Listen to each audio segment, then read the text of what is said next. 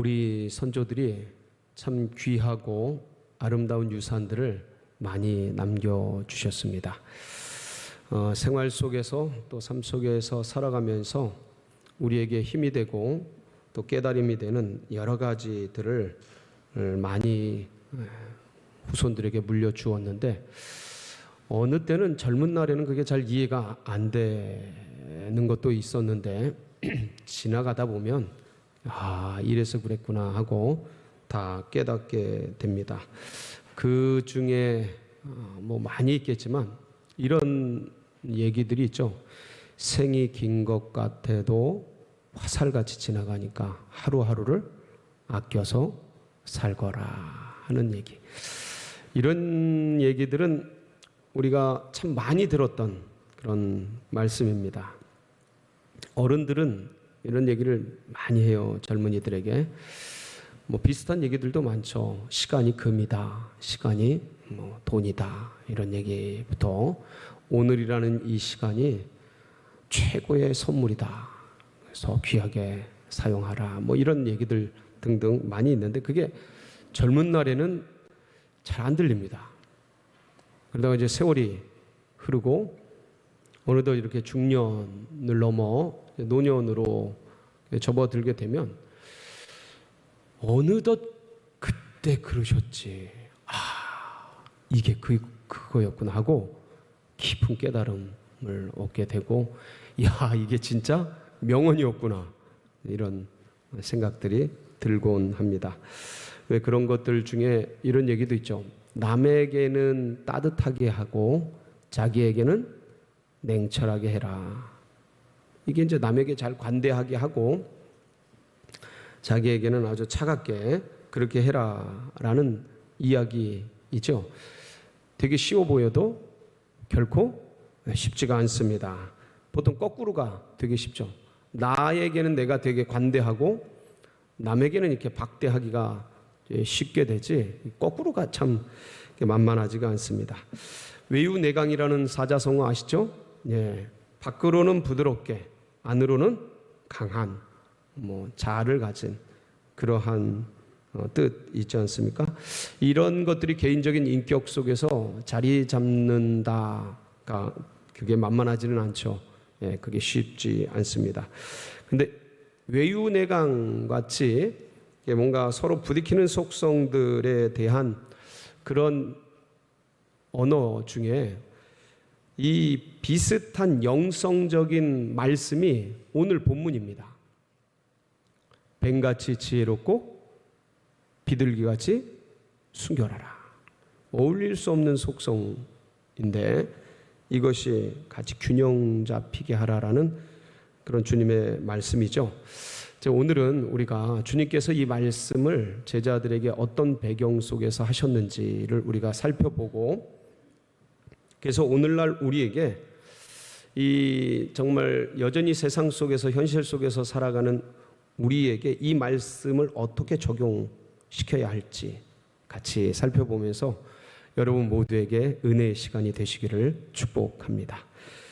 예수님께서 고향 땅, 고향이 갈릴리 나사렛입니다. 그 나사렛에서 이제 자라나셨는데 처음 1차 사역이 갈릴리 주변에서 이제 사역을 하셨습니다. 그러면서 그때 이제 초기에 제자들을 부르셨죠. 물고기 잡는 어부 베드로도 부르시고 그 4명을 다 같이 부르시고 또 세리 마태도 부르시고 빌립도 부르시고 해서 사실 많은 이들이 주님의 말씀에 감화되고 또 주님의 사역에 놀라움을 가졌던 이들이 다수 주님을 쫓았습니다. 그러던 어느 날 주님께서 밤새 기도하시고 자기를 쫓는 제자 무리들 중에서 12명을 따로 세웠습니다. 이게 누구죠? 사도들입니다. 12사도들이 되겠습니다. 이렇게 베드로를 비롯한 12사도를 택하신 주님께서 이 12사도를 세상 속으로 현장으로 보내시게 됩니다. 그 주 제자들을 부르시고 그 다음에 그들을 훈육하시고 거기서 12를 부르시고 그리고 사도로 세우시고 그리고 그들을 세상으로 파송하는 요 내용이 마태복음 1장에서 10장까지의 내용입니다. 그 제자들을 현장으로 파송할 때 어떻게 파송하시냐면 둘씩 짝지어서 보냅니다. 그러니까 12명이니까 둘씩 쌍을 지었으니까 6쌍을 지어서 팀으로 만들어서 현장으로 보내게 되는데, 그때 이제 현장 속에서 맞이하게 될 상황, 그 현장의 상황에 대해서 어떻게 제자들이 대응할지를 가르쳐 주신 말씀이 10장 내용입니다. 10장 내용인데, 여기에 보면은 이 제자들이 타겟팅 해야 될 그 복음의 대상들에 대해서 소개하고 있습니다. 이방인의 길로도 가지 말고 사마리아인의 마을로도 들어가지 말고 오히려 이스라엘의 잃어버린 영혼들에게로 가라라는 그 복음의 대상을 타겟팅 해주시고, 그리고 그곳에 가서 복음 전하는 자들이 어떤 자세로 어떤 태도로 그들을 임해야 되는지, 전해야 될 내용이 뭔지, 천국에 대해서, 하나님 나라에 대해서 전하면서 그들에게 대해서 어떻게 일을 사역을 해야 되는지, 그리고 이 복음을 전하는 일이 얼마나 긴박한지 다른 데 눈 돌리지 말고, 그리고 그 어떤 성이나 마을에 들어가서 너희들이 가져야 될 기본적인 태도와 그리고 복음을 전략적으로 어떻게 전해야 되는지에 대해서 호의적으로 받아들이는 그 사람의 집에 들어가서 축복을 베풀고 그 집을 근거로 해서 주변 마을들을 선교해야 하는 그런 여러 가지 다양한 내용들을 기술하고 있는데, 그 마태복음 10장 중간에 딱 들어가 있는 말씀이 오늘 본문입니다. 마태복음 10장 16절. 여기에는 예수님이 제자들을 그때 이스라엘로 파송하시면서 진단하셨던 당시의 세상에 대한 진단 내용이 들어가 있고, 그리고 그런 반면에 제자들에 대한 주님의 진단도 들어가 있습니다. 근데 세상은 너무 강하고 제자들은 너무 약하신 것을 주님이 알고 계셨고요. 그래서 너희들이 구비해야 될 것이 뭔지, 뱀같이 지혜롭고 비둘기같이 순결하라, 이런 부분들에 대해서 말씀을 해주셨습니다. 그러니까 2000년 전 12사도들을 세상으로 파송하면서, 이스라엘로 파송하면서 진단하셨던 그 주님의 말씀이 거기서 끝난 것이 아니라, 돌이켜보면 오늘날 세상으로 나아가야 되는 우리들, 지금 이 시대의 제자들에게도 동일하게 해당된다는 겁니다. 변함없이 세상은 그대로고 우리들은 여전히 연약하고 부족하고, 그래서 주님께서 진단했던 그 시대적 상황과 우리들의 상황에 대한 이해를 우리가 철저히 하고, 그래서 우리가 구비해야 될 주님의 대응 방침을 가슴에 잘 새긴다면 우리는 세상에서 비록 연약하고 부족하나 반드시 승리하게 될 줄을 믿습니다. 예수님께서 보셨던 당시의 상황이 다음과 같은 말씀 속에 잘 묘사되어 있습니다. 보라, 내가 너희를 보냄이 양을 이리 가운데로 보냄과 같도다. 세상을 뭐로 표현하고 있습니까? 네, 이리. 그러니까 주님께서 당시에 보셨던 이스라엘 사회, 제자들이 나가야 될 그 대상이 되는 유대 문화는 이리 같다라는 거예요. 이리가 뭡니까? 맹수죠. 육식동물입니다. 양들을 잡아먹고 초식동물들을 잡아먹고 사는. 그러니까 결국은 초원에서 그렇게 초식동물들을 잡아먹고 사는 이리로 표현된 이스라엘은 약육강식이 횡행하는 정글과 같은 세상이라는 거예요. 그러니까 밀림과 같은 세상이라는 거예요. 그 주님께서 표현하신 정글 속의 그 모습, 강자만이 살아남는 밀림 속의 그 모습을, 그 비유를 풀어보면 그 당시의 모습들이 드러나게 됩니다. 이때의 유대교는요, 제사장들과 바리새인들, 사두개인들, 이런 여러 서기관과 공의의 의원들로 랍비들이 장악하고 있었습니다.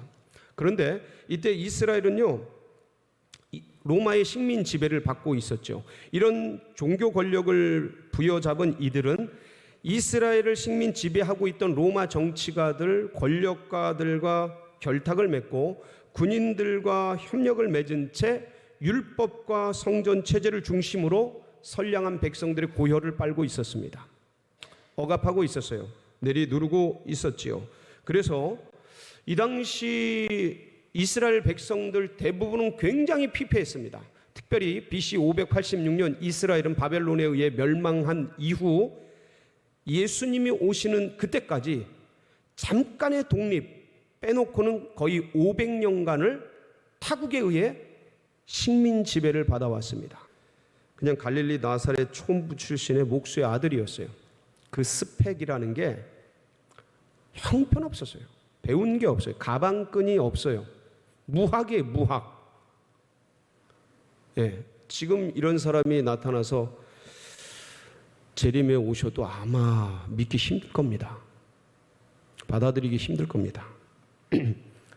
이런 무학의 33살 먹은 젊은이, 사실 어떤 실력은 있지만 근데 3년 반 반짝하고 사라져요.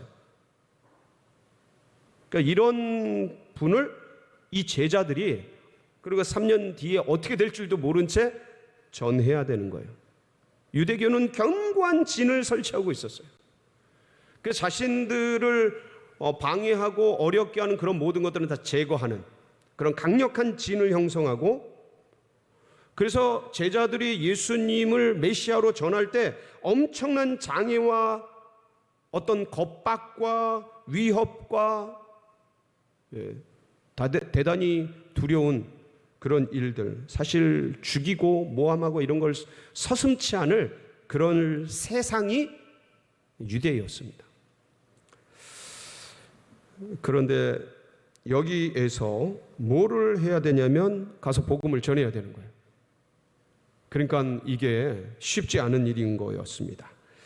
예수께서는 그래서 떠나가는 제자들에게 특별한 당부를 하셨던 겁니다. 뱀같이 지혜롭고 비둘기같이 순결해라. 근데 그게 그 당시 제자들만 처한 상황이냐? 안 그렇습니다. 지금도 똑같아요. 지금도. 돌아보면 지금은 실제적으로 전쟁을 하고 있죠. 러시아와 우크라이나가. 이 전쟁의 포인트는요, 그냥 강대국이 약소국을 그냥 침탈한 겁니다. 뭐 아무리 어떤 얘기를 무슨 명분을 어떤 걸 갖다 들이민다 해도, 국제 정치에 무슨 여러 이유를 갖다가 댄다 해도 다 축축축 추려서 정리하면 아무 이유 없어요. 강한 자가 약한 자 주먹으로 친 거예요. 이게 지금 버젓이 매일매일 중계되고 있습니다. 하루에도 수백 명씩 죽어나가는, 아무 이유 없이 그걸 우리가 보고 있는 그런 시대에 살고 있습니다. 자본과 기술을 축적한 중국이 세계 헤게모니를 차지하기 위해서 미국과 대립하고 있습니다. 보통 대립하는 게 아니고 진짜 치열한 보이지 않는 분쟁과 전쟁을 수행하고 있습니다. 그 압박을 전 세계적으로 모두가 받고 있죠. 그리고 코로나19라는 이 바이러스는 진짜 전 세계적인 너무 큰 어려움을 주고 있습니다. 혈투를 벌이고 있습니다. 지금도 엊그저께 보니까 한 2만 명을 다시 돌파했더라고요. 우리나라도 여러 가지 얘기를 들어보면 가을에 더 거세질 거다 뭐 이런 얘기도 있고 참 전망이 암울합니다. 그러니까 코로나와 국가적인 전쟁과 거대 국가들의 분쟁, 이런 것들이 역학적으로 움직이면서 세계의 공급망들을 전부 망가뜨렸어요. 우크라이나에서 생산되는 밀이나 여러 가지 곡식들이 지중해를 통해서 나오질 못하고 있어요. 나오면 미사일로 쏘니까. 곡물가가 하늘 모르는 줄 모르고 뛰고 있고, 그러니까 이 세계적인 인플레가 쫙 올라가고 있습니다. 지금 당장 우리나라도 뭐 많이 6%, 7% 이렇게 오르고 있죠. 그거를 점심시간에 식당 가서 점심 한 끼 먹으려 그러면서 확인합니다. 언제 이렇게 올랐어? 매일매일 확인합니다. 하루가 다르게 오르고 있으니까요. 그런데 그런 인플레 때문에 세계적인 은행 역할을 하는 미국이 금리를 확 올려버리니까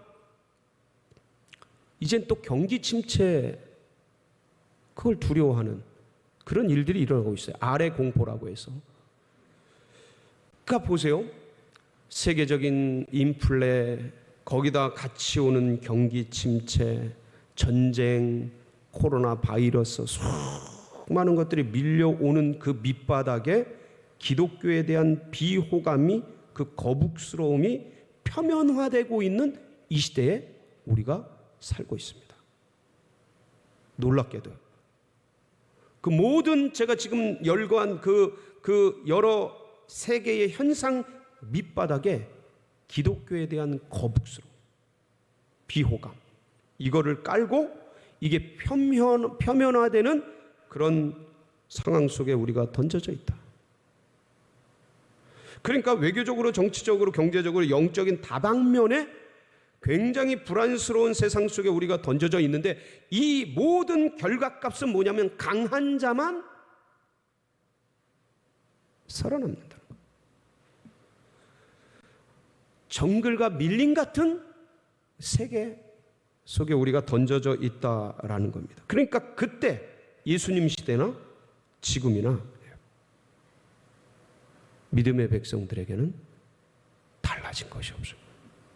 똑같아요. 이런 강력한 세상인데 예수님이 진단한 제자들은 어떤 모습입니까?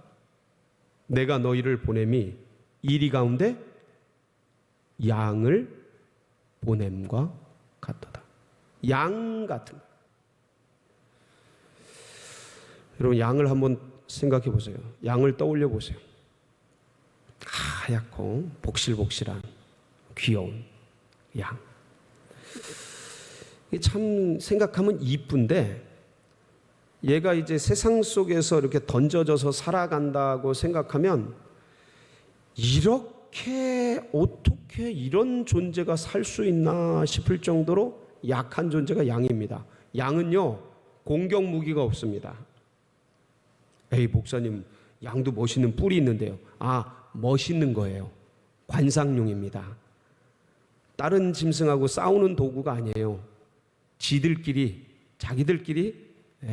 그렇게 싸울 때 씁니다.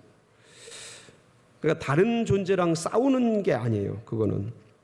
그리고 방어 무기도 없습니다. 양은요. 생각해 보세요. 양이 무슨 방어 무기가 있나. 다리도 짧아서 빠르게 뛰지도 못합니다. 멀리도 못 가요. 그리고 눈이 근시입니다. 멀리 못 봅니다. 앞에 있는 것만 봐요.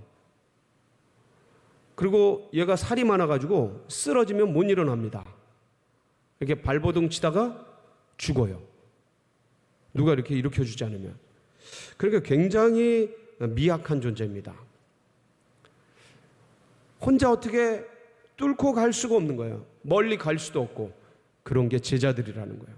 자기 힘으로 살아갈 수 없는 연약한 존재와 같은, 그러니까 양인 존재와 같은 그런 모습을 띈 사람들이 제자들이다. 그래서 뱀같이 지혜롭고 비둘같이 순결하라라는 겁니다. 너무 힘이 없고 아무것도 없으니까. 근데 뱀의 지혜, 비둘기의 순결함, 이게 외유내강처럼 두 속성이 서로 어울리지 않는, 조화되기 힘든 특성을 언급하고 있습니다. 여러분, 이 뱀의 지혜와 비둘기의 순결함, 상극이죠. 뱀과 비둘기는 상극입니다. 도무지 서로 어울릴 수가 없는 겁니다. 뱀에게서 비둘기의 모습을, 비둘기의 지혜를 기대한다. 어렵죠. 비둘기에게서 뱀의 지혜를 생각한다. 불가능한 겁니다. 그런데 주님은 이 둘의 속성이 제자들에게 있기를 원하셨던 것입니다. 그래야 정글 같은 이 세상 속에서 어떻게든 살아갈 수가 있고 주님의 복음을 전할 수 있게 된다라는 것이죠. 그러고 보면 여러분, 이 크리스찬들의 모습, 이 뱀 같은 모습 한번 기억해 보세요. 만일 크리스찬들이 뱀의 모습만 있다, 아마 세상에 손가락질 당할 거예요. 욕먹을 겁니다. 유대인들을 이렇게 한번 떠올려 보면 좀 그런 속성이 좀 있지 않나. 그러니까 유대인들에 대해서 별로 그렇게 긍정적이지 않은 마음들이 보편적으로 있는 겁니다. 그리고 크리스찬들이 만일 이 사회 속에서 비둘기 같기만 하다, 순수하고 순진하고 그렇기만 하다, 그러면 세상에 철저히 이용당할 겁니다. 그리고 짓밟힐 겁니다. 그러기만 할 겁니다. 그래서 우리는 이 두 개, 뱀의 지혜와 비둘기의 순결함이 공존하는, 같이 있어야 하는 그러한 사람들입니다. 근데 이게 어떻게 같이 있겠느냐? 이런 능력이 우리들에게 어떻게 있느냐? 그래서 주님이요, 우리에게 새로운 힘 하나 주셨습니다. 그게 뭐냐면, 우리를 기다리고 있는 세상은요, 맹수들이 들끓고 있는 정글입니다. 그래서 우리는 아무런 힘이 없는 연약한 양이지요. 여기에 반전이 하나 있는 겁니다. 미약하고 연약하기 그지없는 양의 강점이 하나 있습니다. 그게 뭡니까? 요한복음 10장 4절에서 5절인데 한번 같이 봉독해 보겠습니다. 시작. 자기 양을 다 내놓은 후에 앞서가면 양들이 그의 음성을 아는 고로 따라오되 타인의 음성은 알지 못하는 고로 타인을 따르지 아니하고 도리어 도망하느니라. 양의 강점이 하나 있습니다. 주인의 음성을 따른다는 거예요. 타인은 따라가지 않아요. 그러니까 양의 생존 방식인데,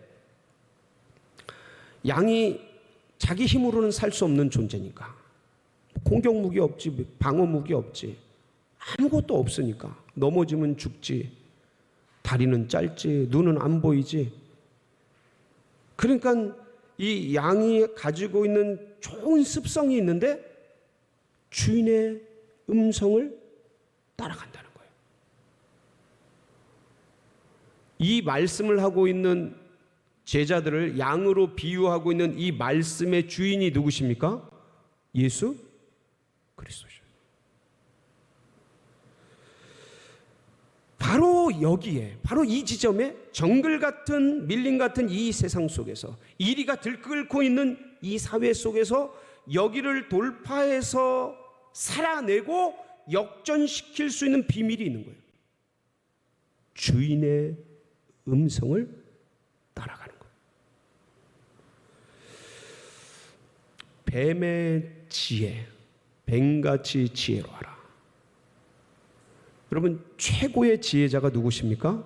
예수 그리스도입니다.